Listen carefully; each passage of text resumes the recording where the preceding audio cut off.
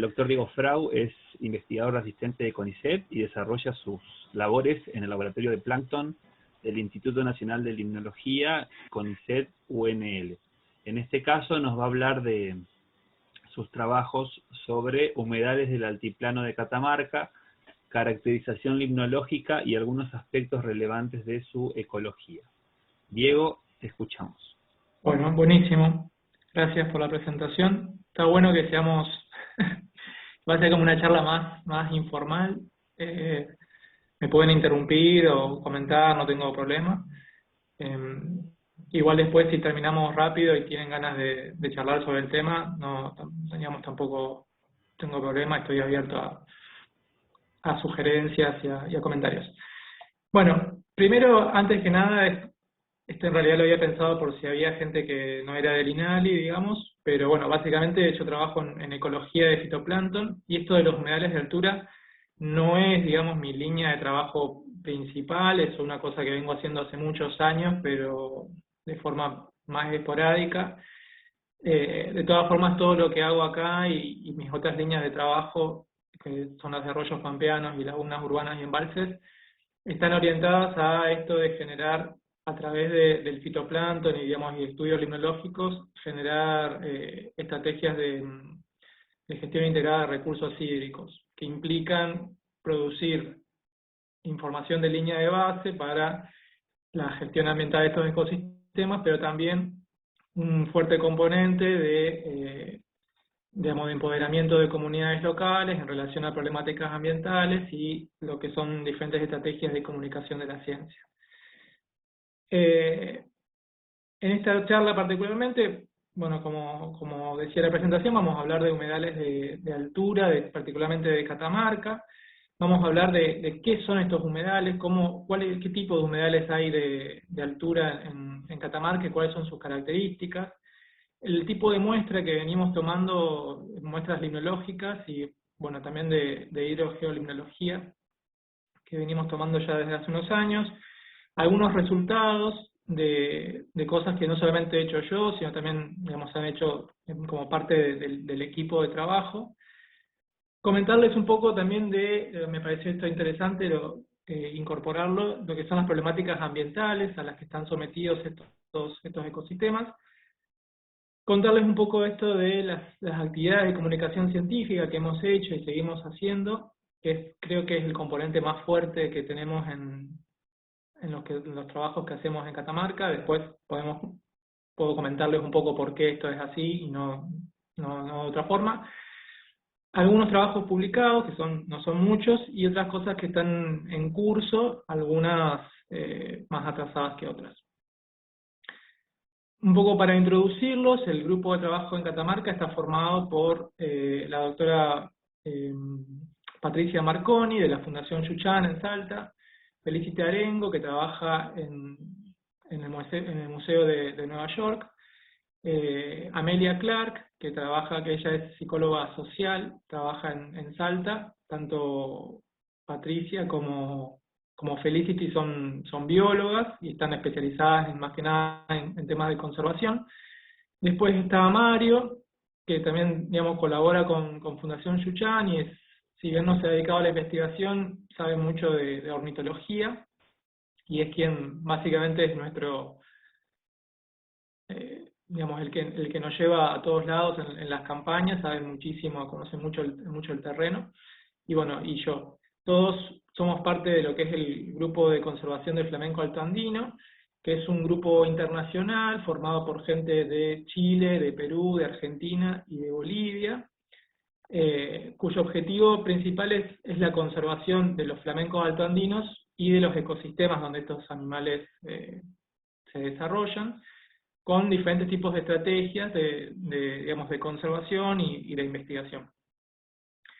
Y esto, en la parte de abajo, digamos, lo que les muestro más que nada es mi historia en relación con los flamencos y los humedales de altura. Yo empecé en el año 2000, en realidad empecé en el año 2009 con un taller que me mandó Susana Paggi, que era mi directora de tesis doctoral. Me mandó ella como representante del laboratorio a un taller en Abrapampa, en Jujuy, Y bueno, desde ahí arranqué mi vínculo, cuando, bueno, fue la primer campaña de muestreo, que fue en el año 2010, financiada por BirdLife International. Van a ver que acá todos los nombres son nombres en inglés, digamos, son todas fundaciones y organismos internacionales. Los que financian generalmente las campañas son campañas muy caras, sobre todo lo que es la parte de viáticos y movilizar digamos, a tanta gente, son unos 4 o 5 personas en general por 7 a 10 días. En el 2010 fue la primera campaña de muestreo, lo que fue el censo internacional de flamencos, que se hizo de forma simultánea en 15 días en estos 4 países que les mencionaba recién. Cada 5 años estos censos se siguen haciendo. Yo he participado en el 2010 y en el 2020, pero en los otros no. Luego volvimos a ir en el año 2013, en esta vez acompañado por Yamila, pero en la primera vez fui solo, y Ramiro me estuvo ayudando, Ramiro Manso, me estuvo ayudando con la parte del zooplancton. En el 2013 estuve con Yamila Bataus, que bueno, ya no está más en el laboratorio, pero ella también se especializa en zooplancton, y también Gisela Mayora, que estuvo haciendo toda la parte de nutrientes. Ya en el 2017 volvimos a ir con Yamila, y se incorporó en el grupo de trabajo a Celeste Mora, del Laboratorio de Química, que ya nos da una mano tremenda con toda la parte de nutrientes. Y en el 2019 y en el 2020 entró lo que es Brendan Moran. Brendan es un hidrogeólogo que está haciendo su tesis doctoral en Estados Unidos, yo creo que es en la Universidad de Boston. Bueno, él se especializa en todo esto, en la que es la parte de hidrogeoquímica, sobre todo, digamos, lo que es agua subterránea, en ambientes de altura y relacionados con minería. Sobre todo ha hecho muchas cosas en el desierto de Atacama, en Chile, y también tiene algunas cosas hechas acá en Catamarca. Entonces, los humedales de altura, ¿qué son y qué características tienen? Particularmente vamos a hablar entonces de donde estamos, nuestra zona de estudio es el noroeste de Catamarca, donde las características que tiene es que las precipitaciones son menores a 150 milímetros por año, se concentran principalmente durante el verano, en los meses de verano, y donde estamos hablando de un sistema donde la tasa de evaporación es de 2.000 a 2.500 milímetros por año, o sea, se evapora digamos, unas 1.300 veces más de lo que precipita. Entonces son ambientes extremadamente áridos, y eso va a determinar las características principales de los humedales que vamos a hablar hoy. En cuanto a lo que es la definición de humedal de altura, esta definición es bastante reciente, la hicimos creo que finales del año pasado, porque nos pidieron desde la Secretaría de Medio Ambiente, Secretaría de Medio Ambiente no, de la Secretaría de Biodiversidad de la provincia de Catamarca, cuando surgió toda esta cuestión de las leyes de humedad y los proyectos de ley y tal. Desde diferentes zonas se estuvieron reuniendo, y cada provincia intentó generar su propia definición de humedal, más allá de la definición del COFEMA. Nosotros trabajamos en esta definición que a mí no me convence del todo, pero en realidad, digamos, la intencionalidad de esta definición era tratar de agrupar a todos los cuerpos de agua, por una cuestión de que en Catamarca particularmente la presión minera es muy alta, y digamos, los intereses productivos están muy por encima de los intereses de conservación. Entonces la idea era tratar de incluir a todos los sistemas acuáticos. Entonces se entendió que los humedales del altiplano eran básicamente todos los cuerpos de agua, ya sean superficiales o subsuperficiales, permanentes o no permanentes, que escurren generalmente dentro de cuencas endorreicas, y que tienen variaciones tanto estacionales como interanuales, y dependen fuertemente de los aportes de agua subterránea y de los regímenes de precipitaciones. Particularmente las lagunas que vamos a trabajar hoy son todas lagunas incluidas dentro de lo que es el sitio Ramsar, Lagunas Altoandinas y Puneñas de Catamarca. Acá en el mapa no se ve también, pero bueno, es este color medio violeta. El subsitio tiene dos partes, el subsitio norte y el subsitio sur. Incluye alrededor de, si no mal recuerdo, son unas 23 lagunas, entre lagunas, salares y vegas, de las cuales yo he tomado muestras prácticamente de todas ellas. Entonces, bueno, volviendo a esta cuestión de qué son los humedales de altura y bueno, qué características tienen, todos los humedales de altura se caracterizan porque son sistemas ecológicos azonales, es decir, que las características de la biota que allí se desarrolla son propias y se diferencian por completo de lo que es el resto del desierto de altura. Casi todos se forman en cuencas endorreicas, donde el agua en vez de fluir hacia el océano, fluye hacia el centro de cuencas centrípetas.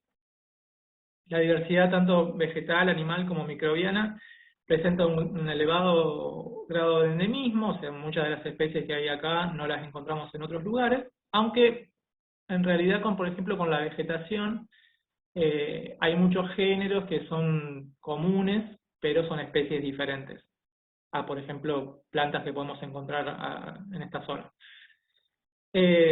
Son fundamentales estos ecosistemas para el sostenimiento de economías locales.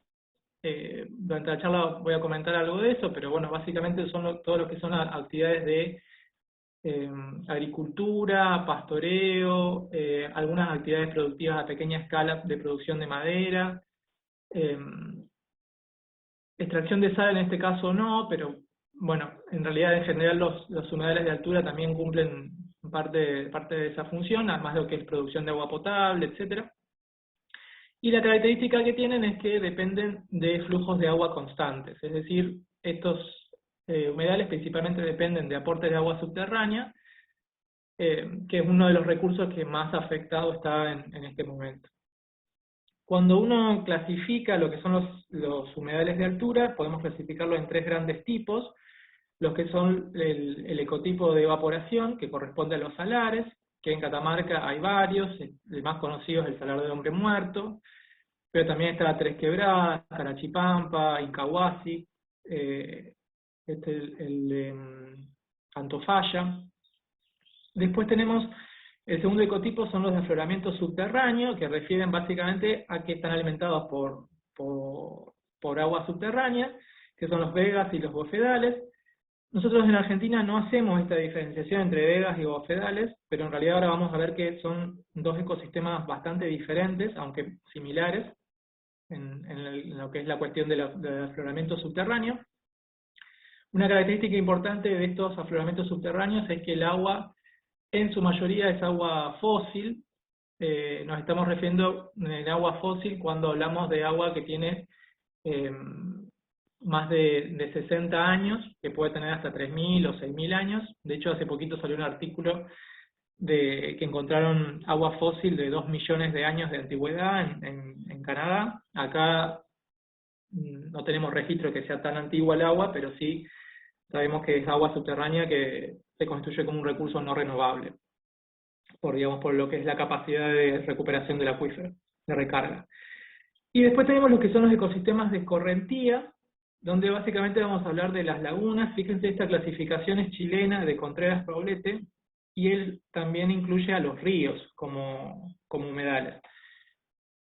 Digamos, lo que son los ríos, particularmente yo no los considero como propiamente humedales, así las lagunas, pero los ríos son ríos, digamos, para mí no corresponden a la clasificación de humedal. Pero bueno, cuando hablamos de humedales hay muchísimas clasificaciones y también depende mucho de el uso que tenga la definición, si es una definición de tipo de uso administrativo, de uso científico, relacionado más con la conservación, como que va cambiando un poco la definición. Empezando entonces con lo que son los salares. Los salares se clasifican desde un punto de vista más geológico, por su extensión, por el espesor del relleno sedimentario, por la concentración de sales minerales, o por las facies sedimentarias presentes, que pueden ser facies químicas, como lo que son alitas, carbonatos, boratos, que son la mayoría de los salares que los que he trabajado yo en Catamarca, y lo que son los salares con fases terrígenas, que están formados por gravas, arenas, limos y arcillas. Cuando uno habla de salares, la formación de un salar ocurre en tiempos geológicos, es decir, digamos, ocurre en millones de años, son procesos muy lentos y largos. Se forman en el centro de cuencas centrípetas, donde por transporte a través de lo que son las precipitaciones, el viento, el aporte de agua subterránea, la cubeta se va llenando de sal mezclada con agua. Las sales que tienen menos peso tienden a precipitar hacia la parte más superior del salar. Y este salar puede estar mezclado en general con una capa de arcilla, de limos y arcilla, y eventualmente se pueden formar lagunas temporarias, que las cuales son algunas de las que yo he muestreado, o a veces aparecen canales. Generalmente los salares están alimentados por agua subterránea, pero hay algunos casos que pueden estar alimentados por cursos de agua permanentes o no permanentes. La cuestión con los salares es que digamos, tiene una fuerte importancia comercial, sobre todo en Catamarca, por lo que es la concentración de sales como el litio, el boro, o bueno, digamos, otras sales que puedan tener importancia comercial. El litio en este caso en los salares aparece básicamente por lo que es el transporte de flujos magnéticos, digamos, que vienen desde zonas profundas de la Tierra, por erosión de rocas, por parte de la actividad volcánica, o por el transporte mismo de lo que es el movimiento de agua subterránea. Ejemplos de salares: fíjense, el primero es el salar de Tres Quebradas. Fíjense que acá hay algunos canales de agua, se ven los terrones de sal, que básicamente son de cloruro de sodio, y la coloración en general está asociada a la presencia de bacterias. Muchas de estas son arqueas, que digamos, han adaptado para sobrevivir en este tipo de ambientes tan extremos. Este salar particularmente está alimentado por un río, que es el río Salado, que es un río de origen de deshielo, y que básicamente aumenta sus caudales principalmente durante el verano. Y después tenemos acá otros dos ejemplos: el salar de Antofalla y el salar creo que es el de Incahuasi, donde, bueno, fíjense las características de la superficie del salar, es completamente diferente. Acá la fase terrígena y lo que es el barro mezclado con las sales es mucho más evidente que en este otro. La extracción de litio en los salares no se hace en superficie, sino se hace en profundidad. Se hacen pozos entre 40 y 400 metros de profundidad, y lo que se hace es bombear esa salmuera, y bueno, después el método más común de separación de litio es a través de piletas evaporíticas, que bueno, después si tienen interés les puedo comentar más sobre eso. Después tenemos el segundo tipo de humedal, son las lagunas. Las lagunas también se forman en cuencas endorreicas. Muchas veces están asociadas con los salares, pero en otras no. Varían en extensión y profundidad. Generalmente estas lagunas son muy someras. Ahora vamos a ver algunos resultados, pero tienen menos de 5 centímetros de profundidad. El fondo suele ser limo arcilloso, a veces mezclado con grava, lo que facilita la toma de muestras, pero cuando son limo arcilloso es súper complicado meterse, porque te enterrás hasta la cadera. Pueden tener o no vegetación asociada. Generalmente vamos a ver que las lagunas de altura se forman en relación a vegas y bofedales, que son los que los alimentan. Alberga una alta diversidad de microorganismos, invertebrados y avifauna, y dependen principalmente para su existencia del aporte de agua subterránea, o muchas veces de precipitaciones. Hay años que han sido más lluviosos, y estas lagunas, aparecen lagunas nuevas que nunca habían aparecido, o digamos, o aumentan, digamos, su superficie. Y bueno, y acá está un ejemplito de, esto es Laguna Negra, y lo que están viendo ahí son estromatolitos, que este es uno, digamos, visto más de cerca. Creo que es la única laguna que yo conozco en Catamarca que tiene estromatolitos, pero bueno, pero la doctora Farías ya los estuvo estudiando, estos de Laguna Negra, y otros estromatolitos distribuidos en otras lagunas de Catamarca. Yo estoy diciendo los estromatolitos así como si todo el mundo supiera que es un estromatolito, pero bueno, un estromatolito básicamente son asociaciones de bacterias que producen, digamos, como excreta, producen carbonatos que van precipitándose y forman estas estructuras como si fuesen de piedra. Se mezclan bacterias y cianobacterias y son los responsables de la creación de la atmósfera oxigénica hace unos 3.500 millones de años. Estos organismos se cree que son muy parecidos a los que habitaron en los inicios de la vida oxigénica en la Tierra, y por eso son tan importantes. Sin embargo, esta laguna, particularmente Laguna Negra, está en el fondo de una subcuenca del salar de Tres Quebradas, que es un salar que actualmente está en explotación para la extracción de litio, lo cual también es un problema. Entonces, bueno, como les comentaba, las lagunas se forman también en el fondo de cuencas endorreicas, generalmente están vinculadas a alguna vega o un bofedal, donde hay un escurrimiento superficial o subsuperficial que alimenta la laguna.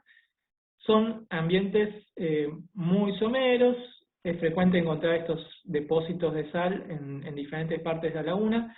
Son ambientes también muy heterogéneos, porque el terreno no es completamente plano. Hay partes que son un poco más profundas, hay partes que se forman charcas que se aíslan, y estas charcas pueden tener composiciones y estructuras de organismos completamente diferentes al resto de la laguna, y donde obviamente predominan lo que son procesos de evaporación. Ejemplos de lagunas, bueno, hay un montón. Estas son algunas de las que yo he tomado muestras a lo largo de estos años. Laguna Grande quizás es la más importante porque es la que concentra mayor densidad de flamencos, sobre todo de la que es la Parina Chica, con registros máximos de hasta 19.000 individuos en el 2010. Fíjense, son todas lagunas, son muy diferentes entre sí en cuanto a lo que es la coloración, la extensión, la presencia de vegetación asociada de las vegas. Es muy difícil agruparlas. Y después tenemos lo que son las vegas y los bofedales. Nosotros en Argentina les comentaba que no solemos hacer esta diferenciación entre vega y bofedal. Siento que los dos son ecosistemas azonales formados por surgencias de agua subterránea, que ocurren, digamos, como si aparecen como pequeños oasis en el desierto de altura. Si han tenido oportunidad de viajar al noroeste, seguramente les habrá llamado la atención cuando van por los caminos y ven desierto, desierto, desierto, y de pronto ven un manchón verde.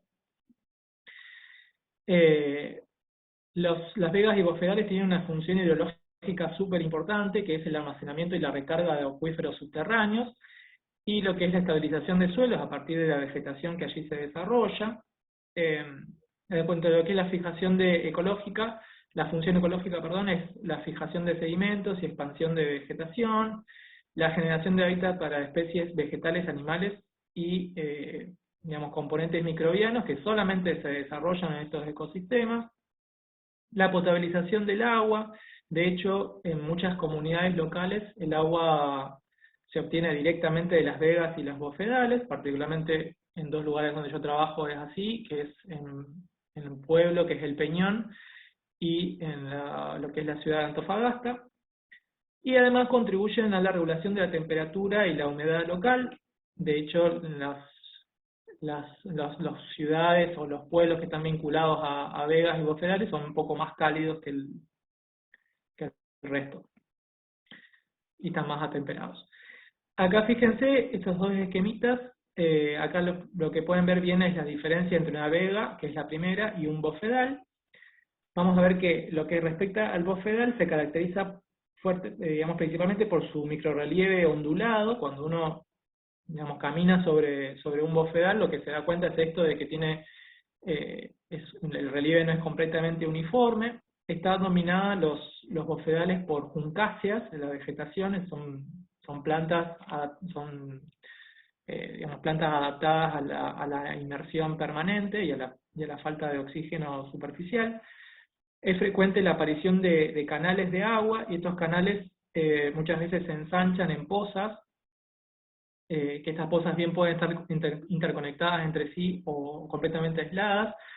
De hecho, hay algunos trabajos que han estudiado la diversidad microbiana de estas pozas, y es increíble, digamos, la cantidad de organismos que pueden aparecer en ellas, y que, digamos, por más que estén muy cerca entre sí, pueden tener características completamente diferentes. En cambio, cuando hablamos de las vegas generalmente están vinculadas a gramíneas, a diferentes especies de gramíneas. En este caso, el relieve no es ondulado, para nada, y hay como tres tipos. Tenemos las vegas con una alta incidencia de agua, donde la napa freática está en superficie, entonces el suelo está permanentemente encharcado. Después tenemos un segundo tipo de vega, que son las de tipo B, donde el agua fluye principalmente a través de canales, y digamos, el suelo no está encharcado. Y las vegas de tipo C, que son las vegas más secas, donde el agua no se ve en superficie, pero sí uno puede diferenciar que está en presencia de una vega por el tipo de vegetación.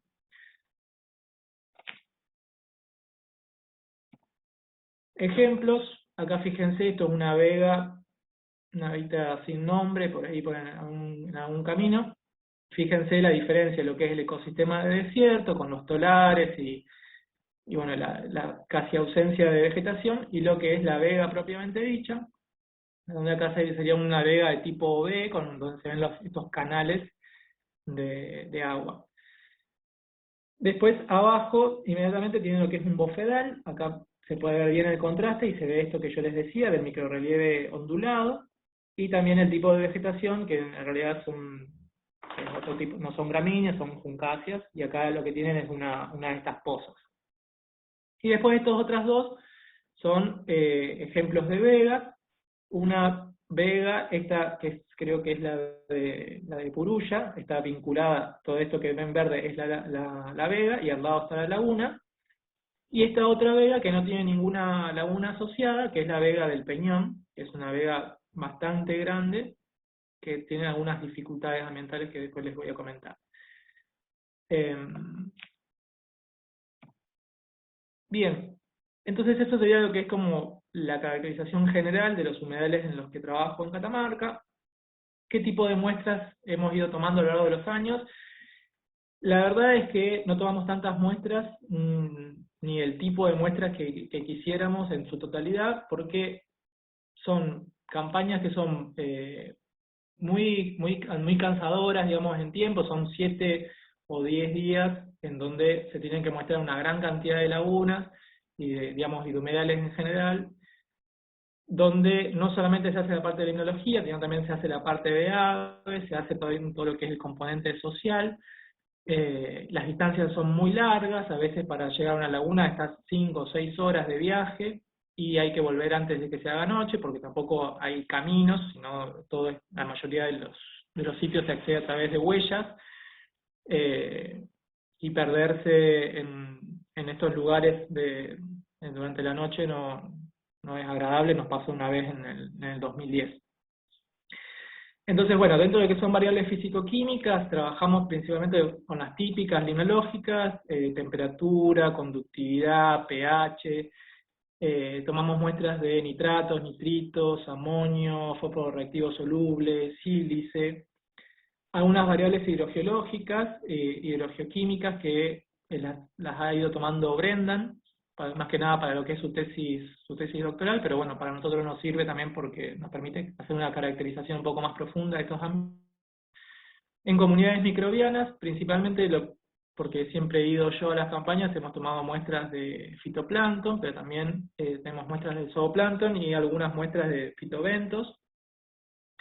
Y después tenemos todo lo que es aves acuáticas, donde el esfuerzo está concentrado en los flamencos, tanto las tres especies, el flamenco chileno, el andino y la farina chica, y también, digamos, se cuentan otras aves que no son flamencos, y particularmente lo que son chorlos, digamos, son también de importancia para el grupo. Bueno, acá las variables que les mencionaba, no creo que me faltó ninguna. La parte de los geoquímica son estas muestras que toma Brendan y analiza Brendan, de hecho todavía las está analizando porque él fue en el 2019 y en el 2020, esto es parte de un capítulo de su tesis. Él toma muestras de isótopos estables de agua, de oxígeno y de hidrógeno para ver fuentes y trayectorias de flujo, relaciones de isótopos de estronio, también para ver trayectorias de flujo, todo lo que es la parte de iones, que también, digamos, esto se los puedo mostrar algunos resultados muy generales ahora. Tritio, para ver el tiempo de residencia de agua, aunque el tritio no te permite evaluar qué tan vieja es el agua, sabés que lo único que podés decir es que más de 60 años de antigüedad tiene en el agua, pero no te dice demasiado, digamos, otro tipo de cuánto realmente es el tiempo de residencia de ese agua. Después las mismas variables que tomamos nosotros, de temperatura, pH, conductividad. Él lo que más le interesa es el pH y la conductividad como proxies de salinidad. Y también ha hecho lo que son mediciones de caudales en vegas y bofedales. Esto en realidad que están viendo acá no es una vega, no es un bofedal, es un río, es el río Los Patos, pero sí les pongo la imagen porque es interesante que vean que al lado del río hay un bofedal. Esto es bastante frecuente, los bofedales pueden desarrollarse a la vera de lagunas, a la vera de ríos y arroyos, en conos aluviales o en cualquier parte, digamos, que donde haya una surgencia de agua subterránea. Después tomamos, bueno, las muestras de zooplancton y fitoplancton típicas. Las muestras de fitoplancton son muestras subsuperficiales, lo cual a veces, bueno, en general para el zooplancton no es tanto problema, pero sí, perdón, para el fitoplancton no es tanto problema, pero sí para el zooplancton, porque la profundidad de estas lagunas es muy bajita, entonces tenemos que tomar muestras generalmente con jarra y se filtran entre 10 y 30 litros, entonces bueno, usando una jarra de 1 litro, lleva un rato tomar la muestra.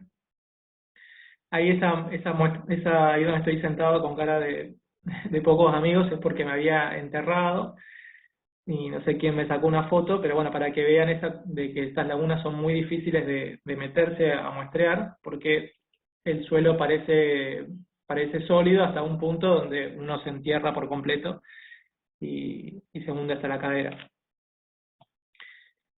Bueno, esto ya les comentaba recién, las muestras de fitoplancton y zooplancton, que son la mayor cantidad de muestras que tenemos y son los resultados que les voy a mostrar ahora. Y después la parte de aves, sobre todo flamencos, algo de chorlos y otras aves acuáticas, que se censan en todas las lagunas, bueno, lagunas, salares, vegas, donde vamos a muestrear en cada campaña. Algunos resultados, fíjense, esta foto probablemente les llama un poco la atención, la coloración está roja intensa.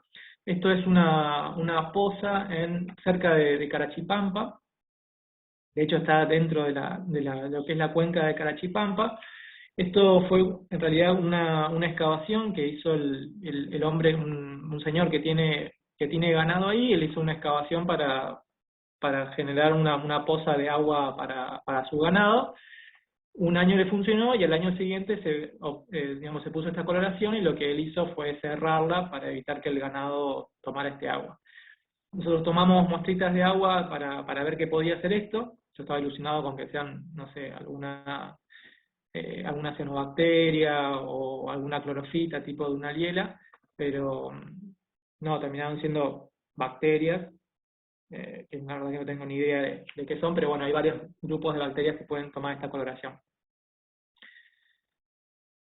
Bueno, entonces, entrando en lo que es la caracterización más limnológica para que conozcan, digamos, cómo son la generalidad de estos ecosistemas, vamos a ver que la mayoría de los ecosistemas están ubicados por encima de los 3.000 metros de altura. Bueno, Carachipampa está en 2.800, 2.900 metros de altura, pero la generalidad es que el 70% correspondan al altiplano, o sea, están por encima de los 3.600 metros de altura. Fíjense, esto para que vean la comparación, en Santa Fe estamos a 25 metros de altura sobre el nivel del mar.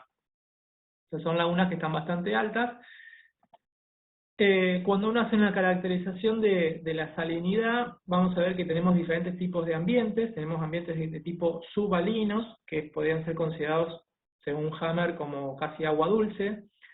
Ambientes hipoalinos, donde la salinidad va entre los 3 y los 20 gramos litro. Ambientes mesoalinos, que la salinidad va entre los 20 y los 50, y los ambientes hiperalinos, donde la salinidad supera los 50 gramos litro. Estos ambientes hiperalinos son, digamos, incluso el agua es mucho más salada que el agua de mar. Y generalmente estos ambientes hipersalinos corresponden a lagunas que se forman en relación a salares, como es la laguna de Carachipampa, que está relacionada con el salar de Carachipampa, las lagunitas de Tres Quebradas, que se forman varias, o lo que es Laguna Verde, que es la laguna, de hecho, que está en la portada de la presentación, que no está asociada directamente al salar de Tres Quebradas, forma parte de la cuenca de Tres Quebradas, pero en realidad no tiene ningún salar asociado. Lo interesante de esto es que los flamencos, que es lo que principalmente motiva estas campañas, y a lo que es el grupo de conservación de flamencos altoandinos, se distribuyen en sistemas hipoalinos, o sea, con salinidades más bien intermedias. Cuando hablamos del pH, la mayoría de estos ecosistemas tienen pHs alcalinos, con una excepción de esta de aguas dulces, que tenía levemente un pH levemente ácido. Esto que estoy mostrando acá son valores medios, pero en realidad, digamos, son el resumen de 5 campañas de muestreo diferentes. Lo que es nivel y transparencia, el nivel del agua, fíjense, es bastante variable, pero la generalidad es que estas lagunas no tengan más de 5 centímetros de profundidad. Fíjense que la más profunda es Peinado y digamos, llegaba a 30 centímetros de profundidad, es algo que nosotros no estamos tan acostumbrados en digamos, lo que son tierras bajas. Y lo que es el disco de Secchi, o sea, lo que es la transparencia del agua, generalmente también es bastante alta, y esto permite el desarrollo de fitoventos, porque digamos, la luz llega al fondo en prácticamente todas estas lagunas, o humedales en general. En cuanto a lo que son los nutrientes no faltan. La disponibilidad de sílice es bastante alta, y esto tiene que ver con el tipo de sistema donde se están desarrollando. La actividad volcánica en esta zona fue abundante hasta hace unos 10.000 años atrás. Generalmente son lagunas que se caracterizan como mesotróficas o eutróficas, generalmente eutróficas, con altas disponibilidades de fósforo y de nitrógeno, aunque también, fíjense, es muy variable. Algunas tienen mucha cantidad y otras tienen prácticamente nada de nutrientes. Cuando hacemos un ordenamiento, digamos, general de todas estas variables ambientales, si uno quiere decir, bueno, cómo se caracterizan estas lagunas, vemos que la principal diferencia es en lo que son las variaciones de nivel.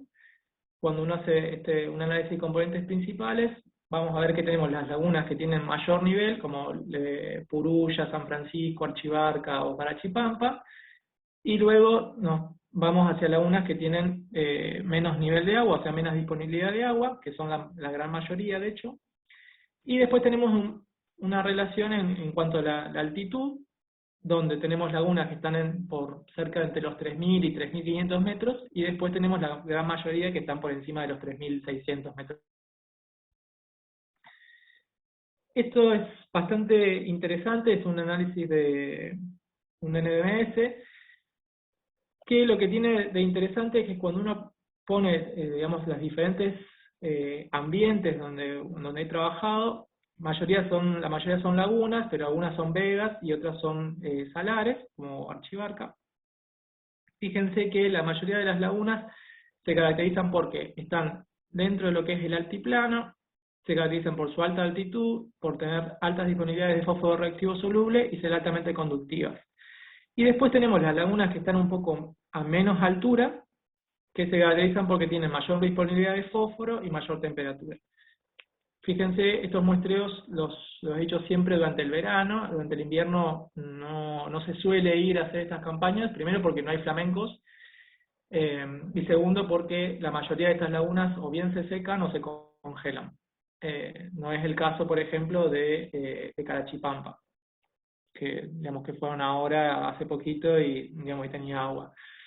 Pero sí, acá les marco estas: Carachipampa, San Francisco, Peñas, Archibarca y Hedionda, porque aparecen en el ordenamiento como aisladas, y uno pensando en una estrategia de seguir trabajando con estos sistemas, yo diría que estas lagunitas y estos salares son bastante interesantes de seguir estudiando, porque tienen características bastante, al menos limnológicas, bastante diferentes al resto.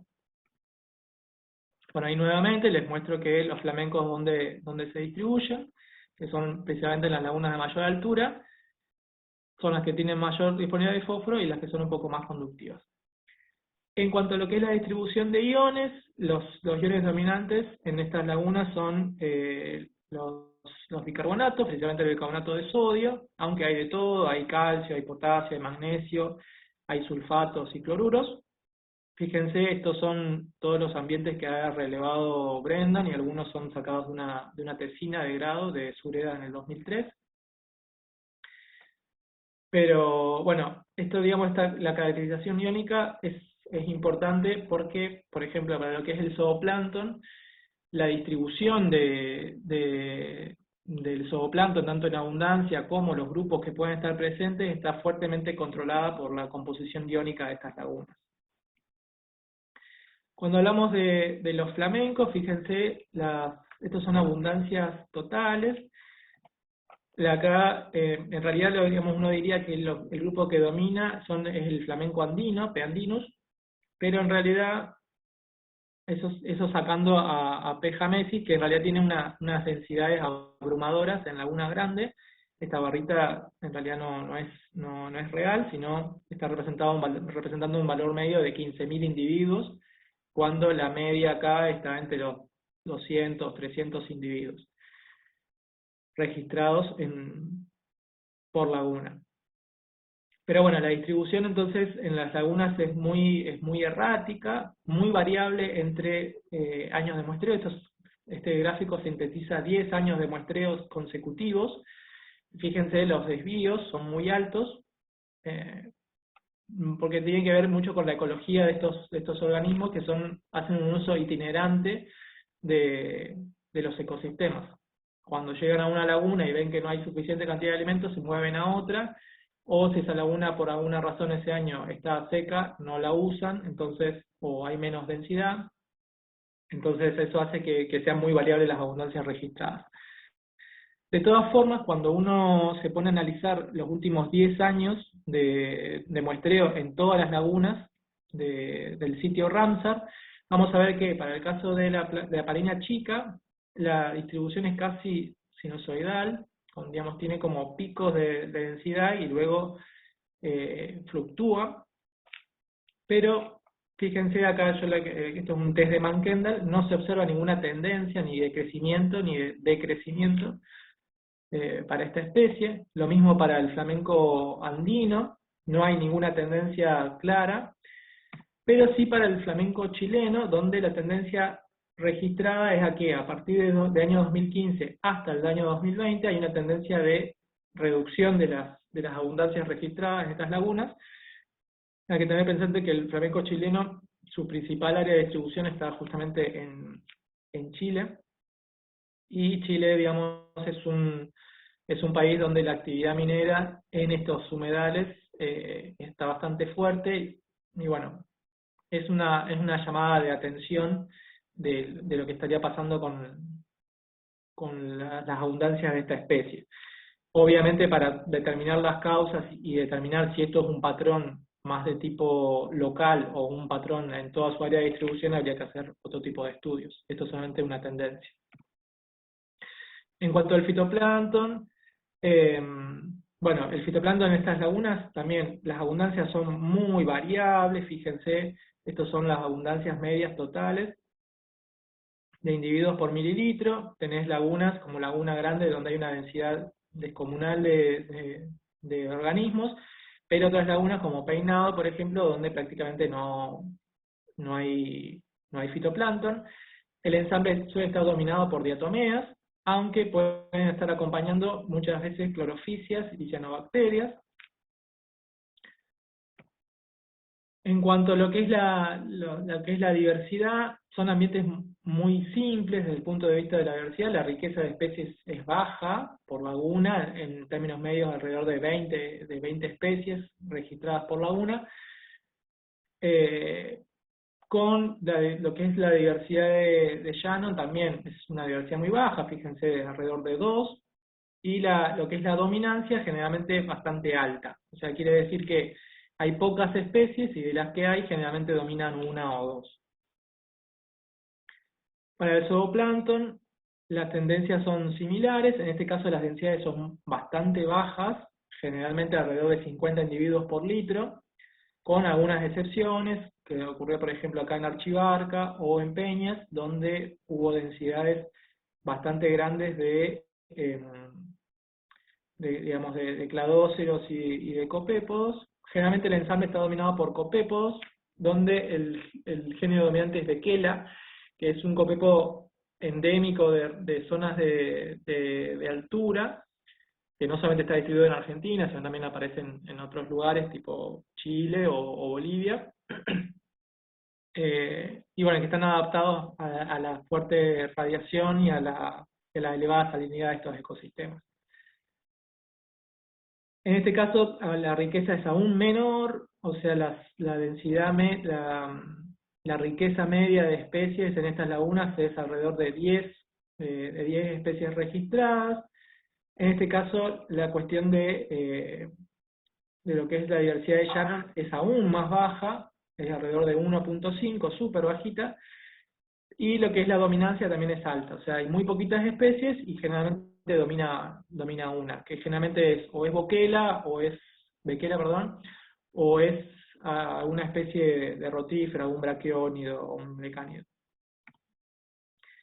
Esto es un RDA, digamos, combinando toda la información, tanto biológica como la información ambiental, y lo interesante aparece acá, donde se ven algunos patrones que ya los habíamos visto anteriormente, digamos, y coinciden con la bibliografía, donde tenemos que el flamenco James, que es Phoenicopharu jamesi, se distribuye donde hay principalmente alta abundancia de diatomeas, porque es su principal fuente de alimento.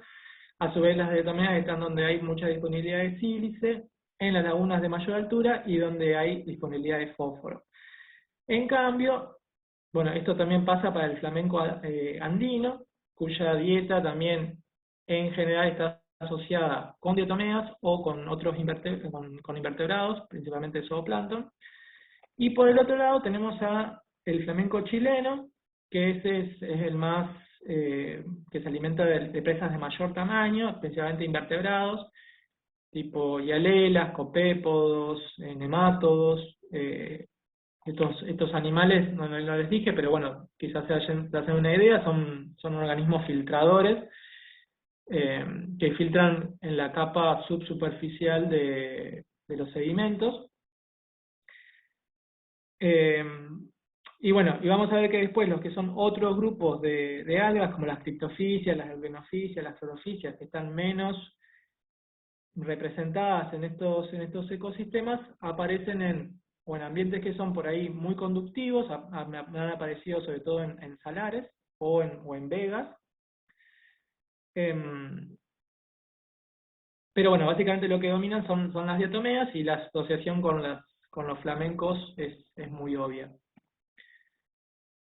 Y ahora vamos a algo como, digamos, ya vamos terminando, espero que no se les haya hecho muy largo, lo que son las problemáticas ambientales de estos ambientes. Vamos a hacer un punteo bastante rápido.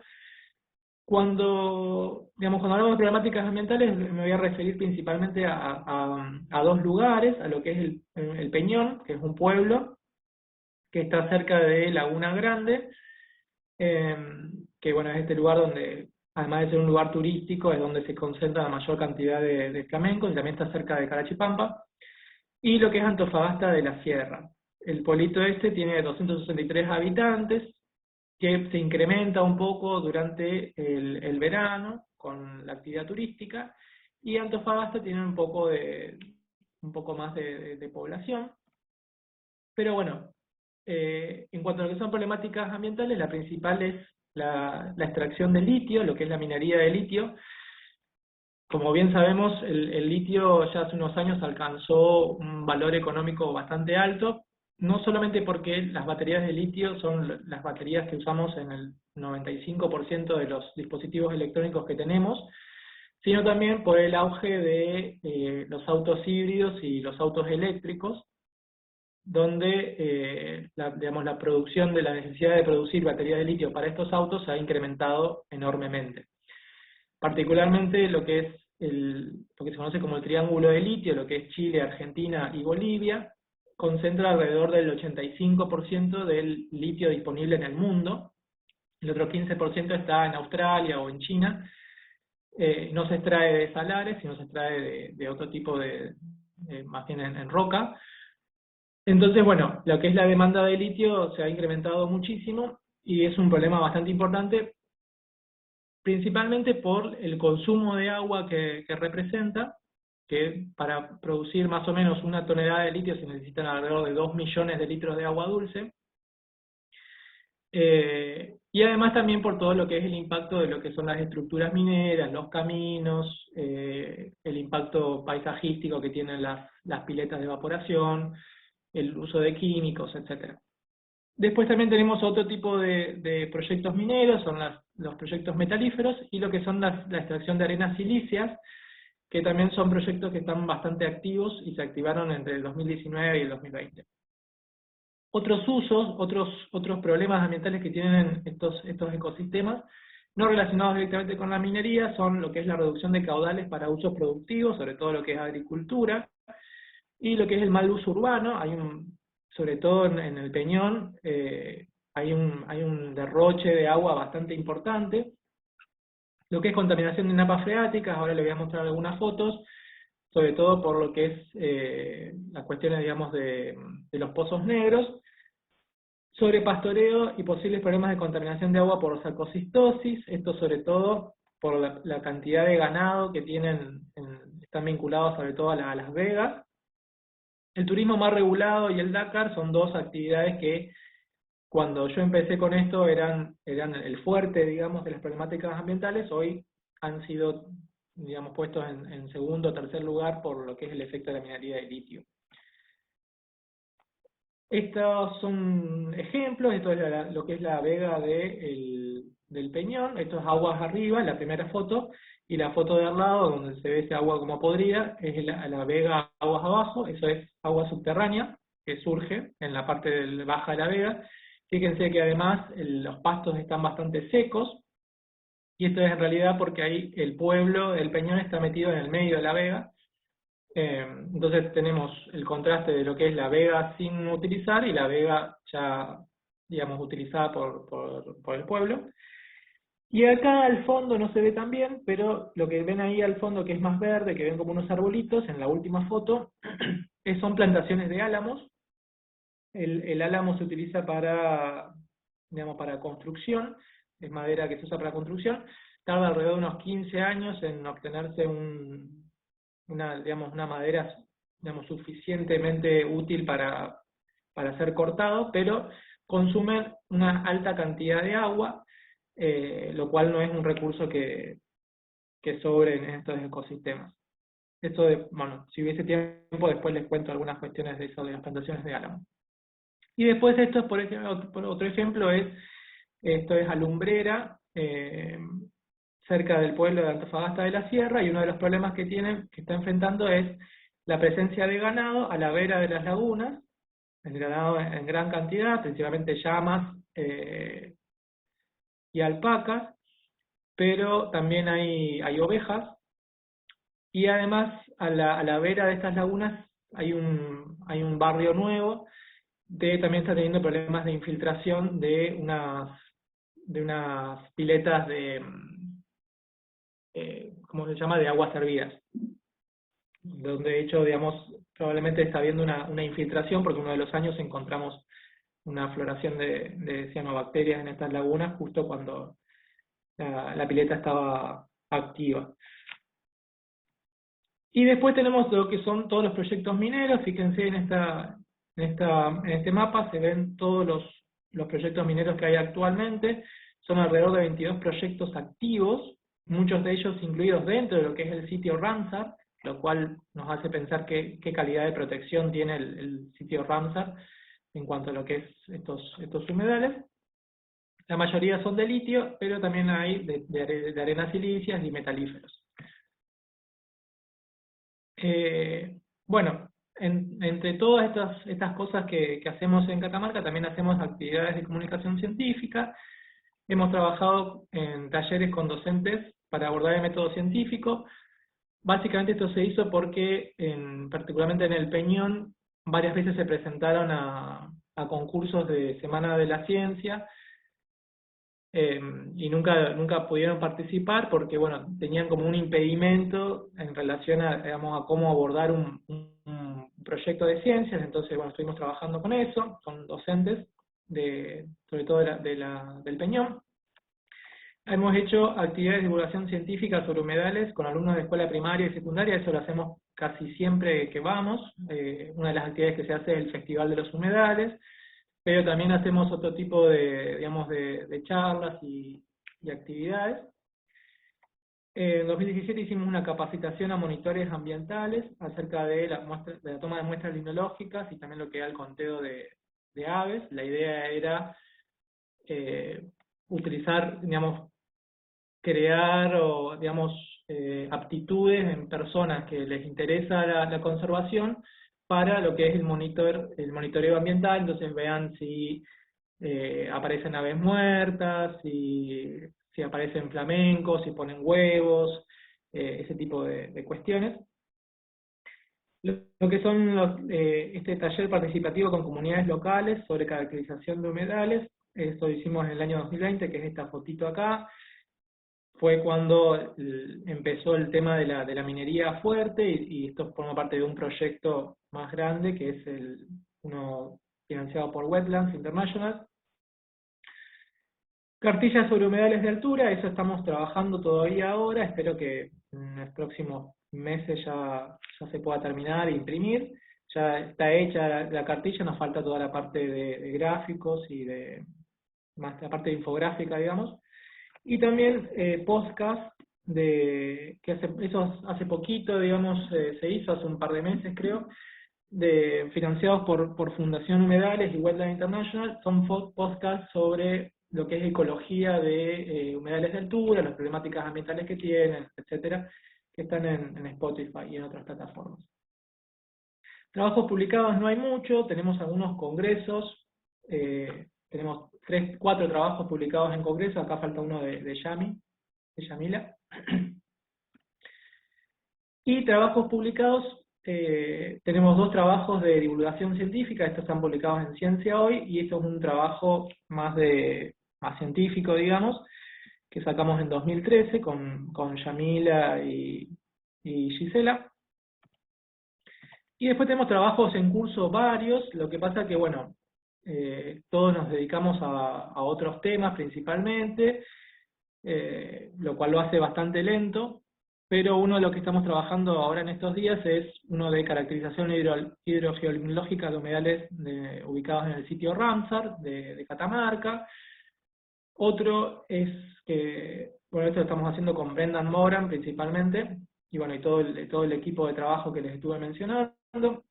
Hay otra idea de trabajo que es trabajar con las tendencias en los que son patrones de distribución temporal y espacial de aves acuáticas, no necesariamente flamencos, en relación al gradiente de antropización, que eso lo había invitado a Rodrigo Lorenzón. Vamos a ver, me faltan todavía que me pasen los datos de aves. Este otro trabajo con Male también es una cosa que la tenemos pensada, pero bueno, también están las muestras, pero tenemos que terminar de procesarlas. Es para ver patrones de distribución espacial de diatomeas en relación a factores ambientales, espaciales y temporales. Y después tenemos algunas otras ideas, el uso de sensores remotos para describir patrones de distribución de PEJA-MESI en relación a la disponibilidad de alimentos, que precisamente son las diatomeas. Eso empezamos a hacer algo, pero bueno, la especialista en imágenes satelitales se le complicó con sus tiempos y quedó parado. Y este último, humedales de altiplano de Sudamérica, características y amenazas, es un trabajito de divulgación que estoy por enviar en estos días. Y bueno, eso es todo.